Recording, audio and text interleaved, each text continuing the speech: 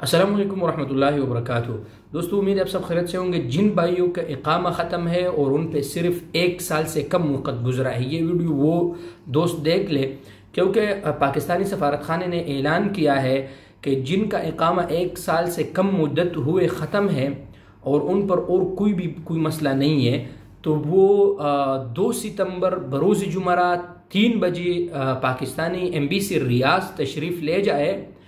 वहाँ क्या होगा दोस्तों कि मुख्तलिफ़ कंपनियों के जो नुमाइंदे हैं वो आपसे इंटरव्यू लेंगे और मतलब अल्लाह करे कि आप लोगों का जो प्रॉब्लम्स है इकामों का और जॉब के हवाले से, और अगर आप जॉब ढूंढना चाहते हैं जॉब के हवाले से, तो इंशाल्लाह आप अगर आपका जॉब नहीं है तो आप 3 बजे पाकिस्तानी सफारत खाना 2 सितंबर बरोज़ जुमरात तशरीफ़ ले जाए। इंशाल्लाह वहाँ मुख्तलिफ़ कंपनियाँ आपसे इंटरव्यू लेंगे पाकिस्तानी सफारत खाने की ज़ेर निगरानी। इंशाल्लाह हो सकता है अल्लाह करे कि आपको जॉब भी वहाँ मिल जाए और आपका पूरा मसला जो है वो हल हो जाए।